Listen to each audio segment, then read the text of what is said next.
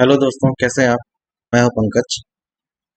जैसे कि हम जानते हैं कि अभी तक हमने कंप्यूटर फंडामेंटल में बहुत सारी चीज़ें, हार्डवेयर डिवाइस और इनपुट आउटपुट डिवाइसेस और कंपोनेंट ऑफ द कंप्यूटर, बहुत सारे टॉपिक्स कवर कर लिए हैं। आज का जो हमारा टॉपिक है वह है सॉफ्टवेयर।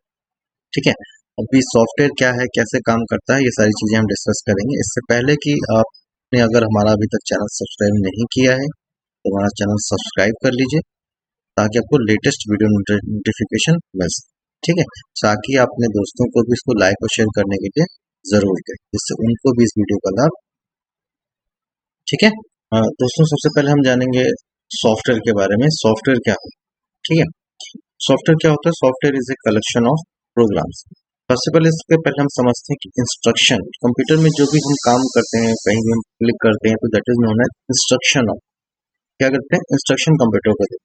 ढेर सारे इंस्ट्रक्शन को एक सीक्वेंस में ऑर्डर किया जाता है किसी काम को करने के लिए, तो उसे हम बोलते हैं प्रोग्राम। ठीक है। और रियल लाइफ एग्जांपल हम समझ सकते हैं, जैसे कि हम खाना बनाने के जो तरीका होता है उसको हम लोग क्या बोलते हैं? रेसिपी बोलते हैं। रेसिपी का मतलब क्या हो? खाना बनाने का स्टेप बाय स्टेप तरीका, उसे हम रेसिपी कहते हैं। ऐसे कंप्यूटर में किसी काम को करने के लिए जो सेट ऑफ इंस्ट्रक्शन हम पास करते हैं उसे हम बोलते हैं प्रोग्राम। ठीक है। उसको हम बोलेंगे प्रोग्राम। जिस भाषा में ये लिखा जाएगा उसे हम बोलेंगे प्रोग्रामिंग लैंग्वेज।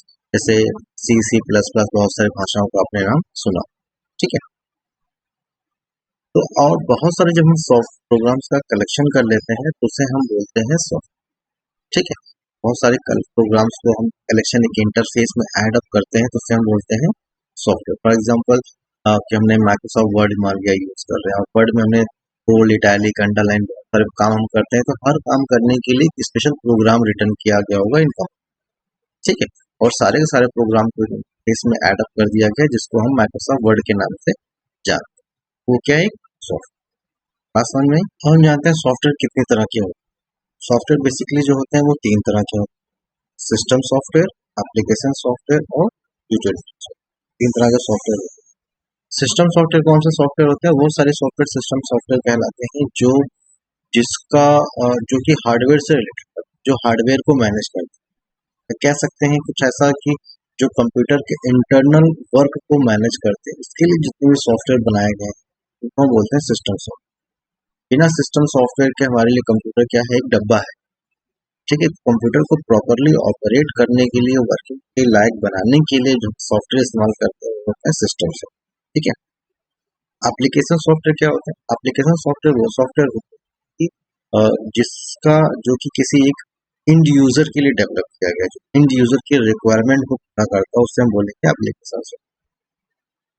ठीक है। वो सारे सॉफ्टवेयर जो इंड यूजर इस पे काम करता है, जैसे हम और आप जिस पे काम करते हैं, वर्ड, एक्सेल, टैली, शॉप, ये सारे सॉफ्टवेयर क्या है? यूजर्स के लिए बनाए। ठीक, यूजर की नीड को पूरा करने के लिए बनाया गया सॉफ्टवेयर। ठीक है।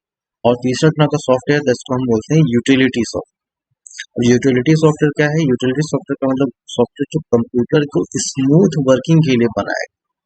ऐसे सॉफ्टवेयर जो कंप्यूटर को स्मूथ वर्किंग, उसके वर्क को ऑप्टिमाइज करने के लिए बनाए, तो हम बोलते हैं utility software. For example group में जैसे आप लोग एंटीवायरस, एंटीवायरस प्रोग्राम हम लोग जानते हैं, तो एंटीवायरस इसलिए इस्तेमाल कंप्यूटर को अच्छे से वर्क करने इसकी वजह से इस्तेमाल करते हैं।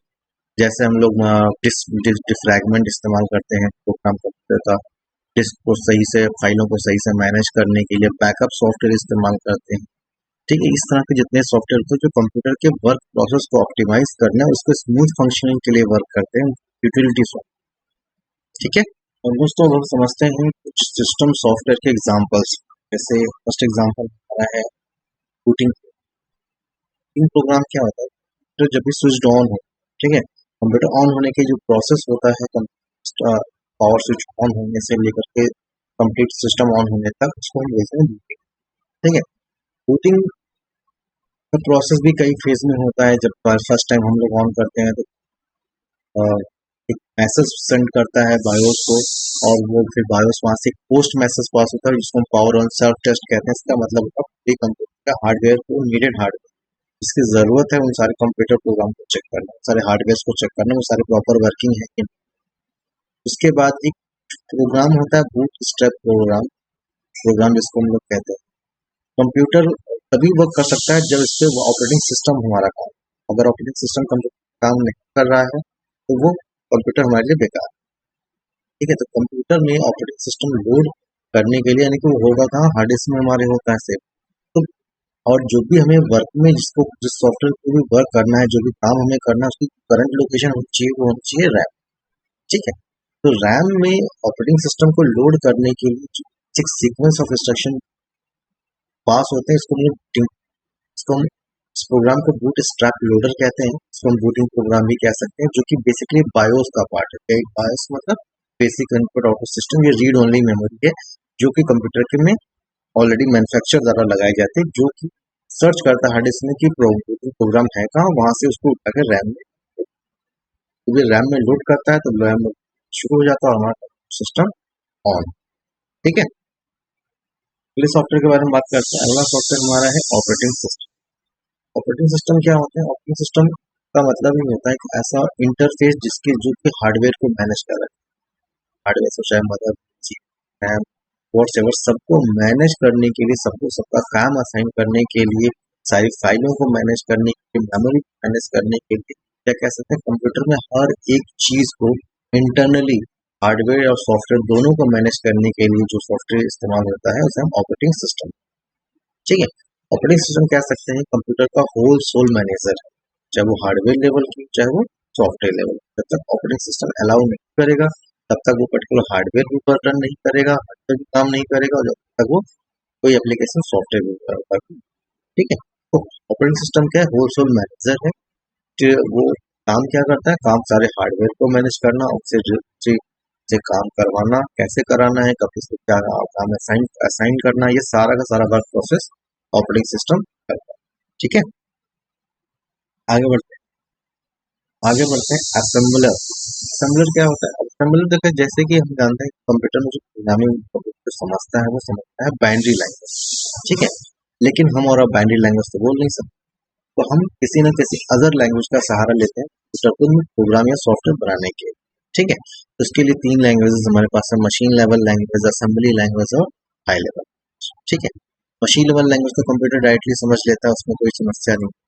असेंबली लेवल लैंग्वेज कंप्यूटर में ट्रांसलेट करनी पड़ती है मशीन लेवल।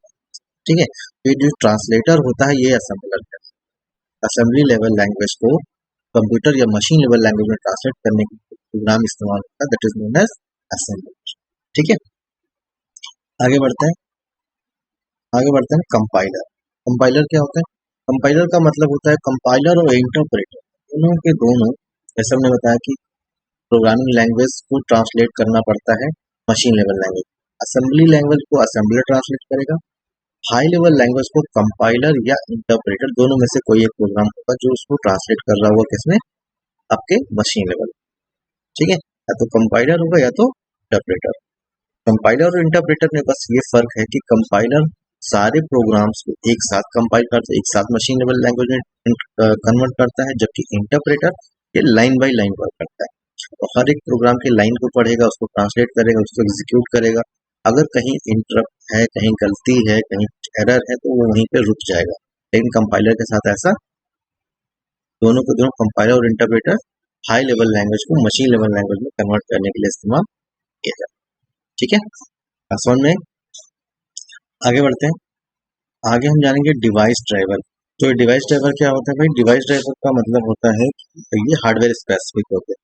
जैसे कि हम मान लें कोई एक हार्डवेयर हमने कंप्यूटर में अटैच किया, फॉर एग्जाम्पल प्रिंटर अटैच किया, बहुत सारे प्रिंटर मार्केट में। प्रिंटर काम कैसे करें? जब तक कंप्यूटर को पता नहीं होगा, हार्डवेयर ऑपरेटिंग सिस्टम को पता नहीं होगा ये पर्टिकुलर डिवाइस कैसे काम करती है, तब तक काम नहीं। ठीक है, जब तक वो काम नहीं करेगी, क्योंकि हमें समझाना पड़ेगा कि ये डिवाइस कैसे काम करती है। हम कंप्यूटर समझाने के लिए हम क्या करते हैं, प्रोग्राम। वो डिवाइस स्पेसिफिक प्रोग्राम, इसको हम कह सकते हैं कि प्रिंटर के लिए एक प्रिंटर है, उस प्रिंटर के लिए हमने प्रोग्राम बनाया हुआ है जिसको हम डिवाइस ड्राइवर कहेंगे। जब वो ड्राइवर कंप्यूटर में इंस्टॉल होगा तो ऑपरेटिंग सिस्टम समझेगा कि ये अगर हमको डिवाइस मिलेगी तो उससे हमें काम कैसे करना। ठीक है, हमने प्रिंटर लगा लिया, मान लिया पेन ड्राइव लगा ली, मान लिया बहुत सारी अदर डिवाइसेस भी आती है, प्रोजेक्टर लगा लिया। जितने भी हम डिवाइसेस कंप्यूटर में एक्सटर्नली अटैच करते हैं उन सबके लिए स्पेसिफिक डिवाइस ड्राइवर होता है। ठीक है। बहुत सारे डिवाइस ड्राइवर आज के डेट में जो कॉमन डिवाइसेस हैं उनके device driver already operating system में इनबिल्ड होते हैं, पहले से उनको डिजाइन करके रखा गया है। बट अभी भी बहुत सारे ऐसे सॉफ्टवेयर हैं, ऐसे devices day by day update होते हैं जिनका जिनके लिए हमें डिवाइस ड्राइवर की जरूरत पड़ती है। तो बिना डिवाइस ड्राइवर के कोई भी हार्डवेयर डिवाइस काम नहीं, क्यों नहीं करेगी? क्योंकि ऑपरेटिंग सिस्टम उसको समझेगा ही। ठीक है, उसको काम कैसे करवाना, तो उसके लिए जो सॉफ्टवेयर है डिवाइस स्पेसिफिक सॉफ्टवेयर, उसको हम बोलेंगे डिवाइस ड्राइवर। ठीक है, आई बात समझ में आ गई। उम्मीद करते हैं आज का आपको सेशन अच्छा लगा होगा, तो इस चैनल को सब्सक्राइब करना ना भूलें। साथ ही अगर सेशन अच्छा लगा हो तो लाइक करें और दूसरों को भी शेयर करना। आप हमें टेलीग्राम पे फॉलो कर सकते हैं, आप फॉलो कर सकते हैं। साथ ही स्टडी नोट्स के लिए आप हमारा ब्लॉग विजिट कर सकते हैं। आज हमने सॉफ्टवेयर का पार्ट 1 पढ़ा है, हम लोग पढ़ेंगे सॉफ्टवेयर का पार्ट 2 हमारी अगली क्लास में। तब तक के लिए बी सेफ।